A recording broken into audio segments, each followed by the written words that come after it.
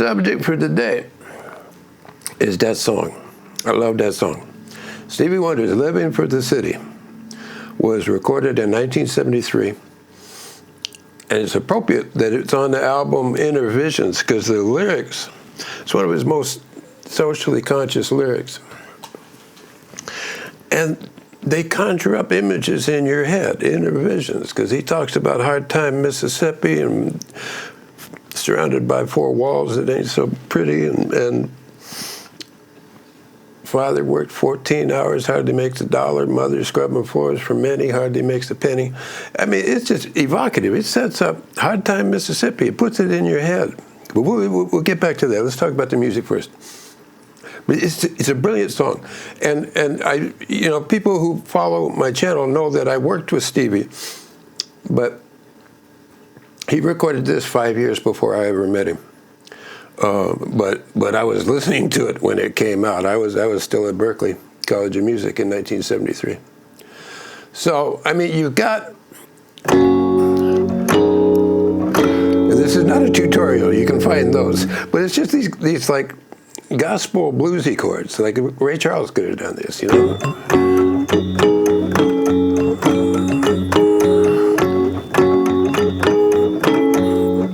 it's just. You got that hard of a groove. These days, a lot of people would just let it go at that. Say, all right, that's cool, But, he gets the chorus.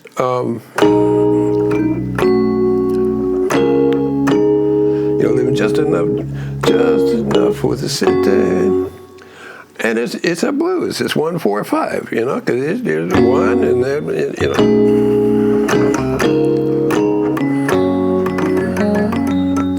So they're simple. But then where does this come from?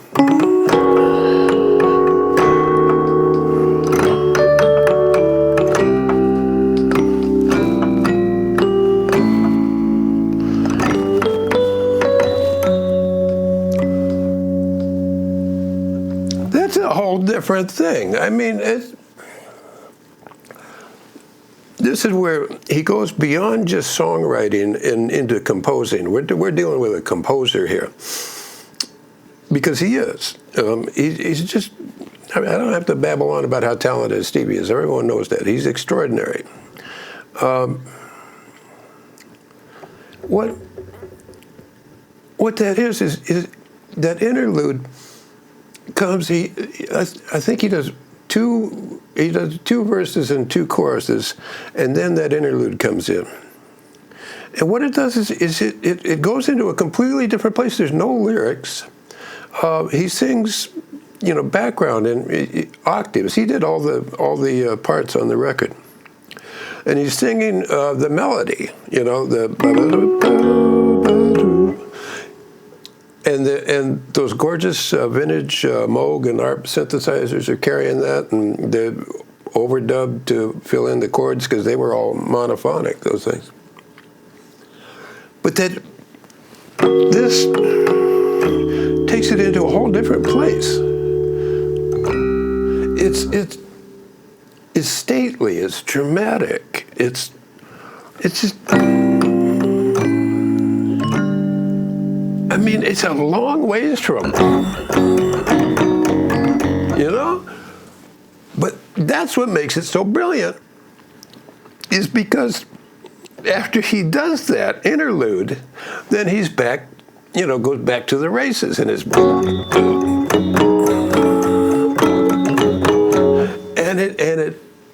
like a breather, this. You've taken a break from the, and when it comes back, it's like fresh, it's brand new.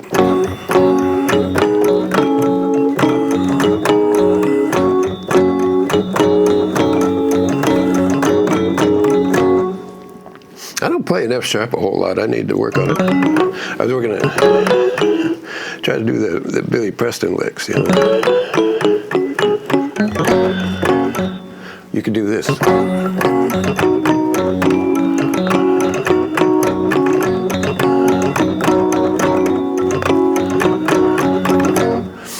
So it's just so good. And then he goes beyond just arranging and songwriting because, I mean, he's got that killer bass going on. I'm pretty sure that was, you know, he was still working with Bob and Malcolm at that time. They had that Tano thing, and on the liner notes of the record, he credits ARP and Moog synthesizers. I would bet that bass is that big modular Moog. It sounds like that filter and the amp sound different on that thing. I would guess that it was the modular Moog. I'll leave that for Anthony Marinelli to figure out. But it's just a great record. But then he goes a step further, because after you'd think the song is all over, and he repeats that interlude again and is back into the groove, and it's just vamping. You know, and the verse before that was, her brother's smart, he's got more sense than many. And he decides to leave Hard Time, Mississippi, because jobs are like the haystack needle and they don't use colored people.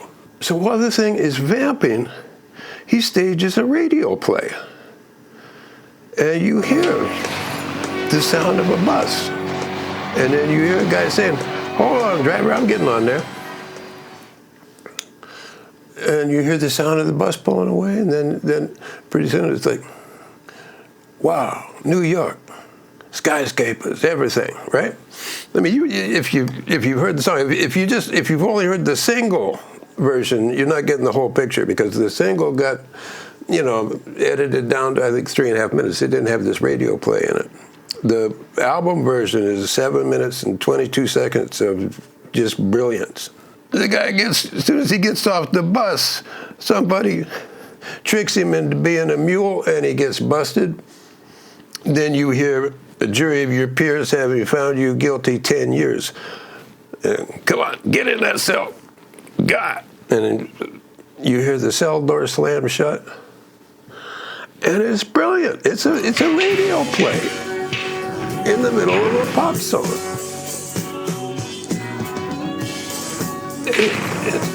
You know, the fun part about it, I didn't have anything to do with this song. I didn't work on it, but years later, I got to know all these characters, and I got to know some of the story behind it. The voice you hear, the "Hold on, bus driver," and the skyscrapers, everything, was Calvin Hardaway, and that was Stevie's brother. Calvin was great. So Calvin had a part in the play, and then Joanna Vagoda is the judge. Excuse my voice, I don't know, it's scratchy.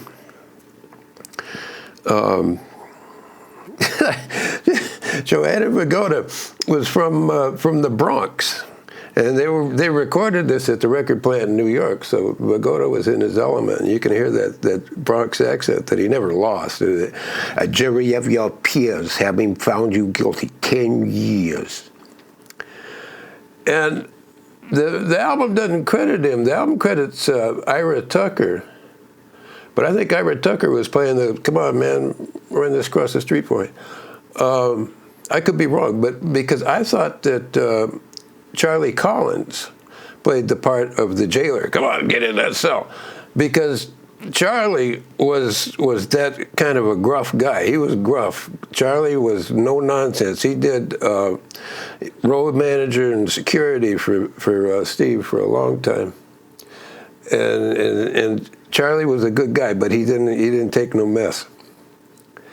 But I love that. Let me go over. I mean, there's tutorials of this, but might as well show you these chords, because what he does, you're in F sharp, right? But then when he gets to that interlude that is so different, it's ba ba ba ba. Well, in the right hand, that's F sharp. So that's the home tonic chord, right? What throws you off is the flat 7 in the bass. And then it goes to a 6 minor 7, but with a flat 5, which kind of sets up the next chord, which is a D major chord, which has got nothing to do enharmonically. D does not belong in F sharp, no kind of way. Nor does C. which is where we are now. And then he plays that same trick and does the C with a flat 7 in the bass, and then winds up in A, which is not enharmonic, nor is G major. Played that wrong, sorry. And then you're back. It's how does he do it? How does he do it?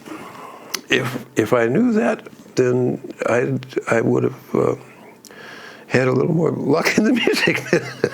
No one knows how he does that, but he does that. And this is probably just the first video I'm going to do looking at his songs, because, man, I mean, you know, if you know me and you watch the videos on this channel, you know I'm not in the least bit subjective with Steve, because we're friends, and you know, I just love the guy to death. I got to talk to him for a minute when I saw him in Milwaukee last October. And then we saw his Christmas show in L.A. at the Crypto.com arena, but I didn't even try to go backstage, because it's trying to see Stevie backstage in his hometown of L.A. It's like trying to get a audience with the Pope on Easter Sunday, and it's just like, just get in line, you know.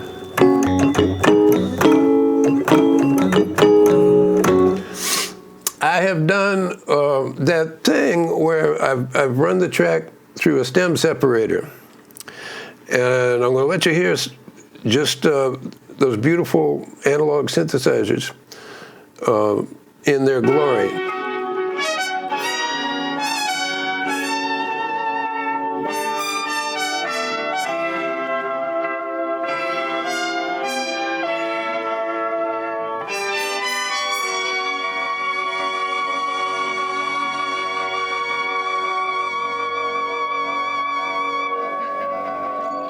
Let you hear a little bit of the bass.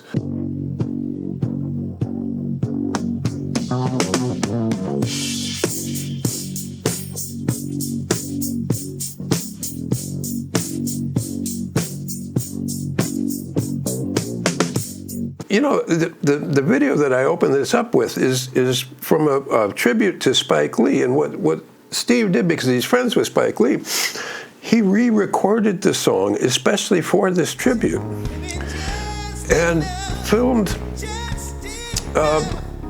He played all the parts again as he had the first time, but he filmed video of himself playing each part, and then he performed the Rhodes and the vocal live, while the screens behind him are showing him with the giant Moog and a keytar, and it's very, very cool. And there's a link to that video, which is not mine, but I poached a little bit of it for use in this video. But there's a link to that. It is a lot of fun, you know. And it's killer. But that's it. You can listen to a little bit of the bass, and then at the end of the song, he's got Tonto, those modular synthesizers, Moog or ARP or whatever, are doubling, maybe up an octave.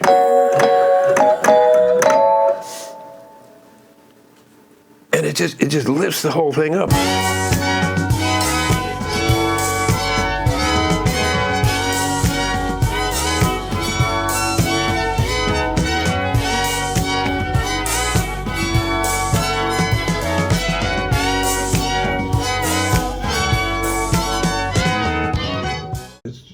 And that's during the last verse, when he's singing in that gruff voice. You know, I got a gruff voice naturally, and I won't try to sing at all. But it's just brilliant. It's brilliant. I'll put little snippets of that in there, and his drumming. I always loved his drumming. Nobody plays. I mean, he's just got so much groove. It's just insane. For days, he's got groove for days. But the thing is today's songwriters I didn't say it first. Willie Nelson said it. He said today's songwriters are lazy. And I agree because, like I said, sounds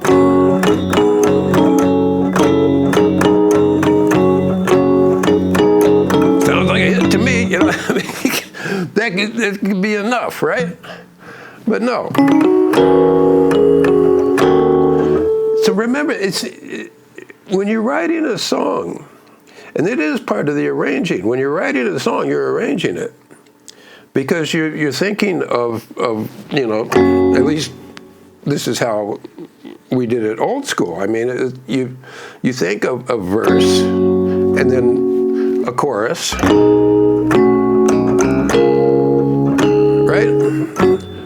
And then you can call it a day at that, right? But to go to the next level, to take it up, an interlude. I wrote interludes in a lot of my songs on the Wolf album. That it only happened one time. Stevie's was so cool that he leaned into it, and in the end he repeats it 3 times, and I'm not sure if it resolves at the end from the G. I could be wrong. I usually am.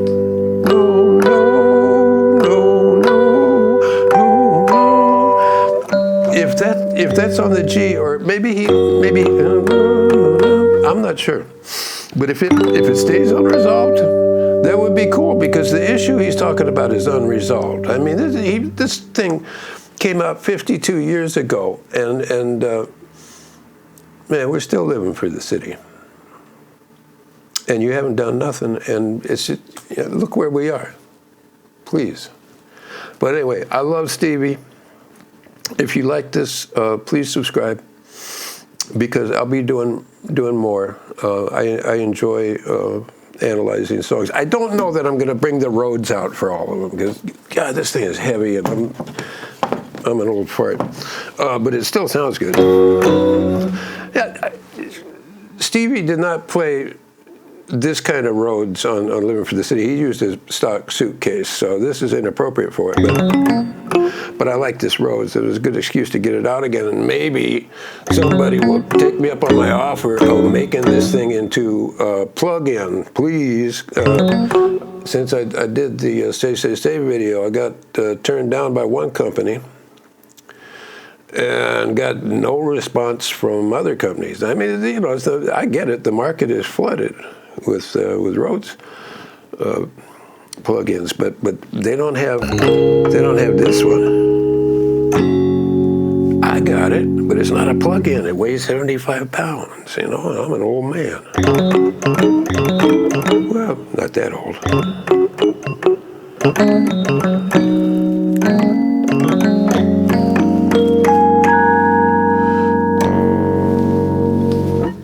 Hasta la vista, see you mañana. Well, not mañana, next time. Okay, subscribe. I'm out. Thank you. Bye.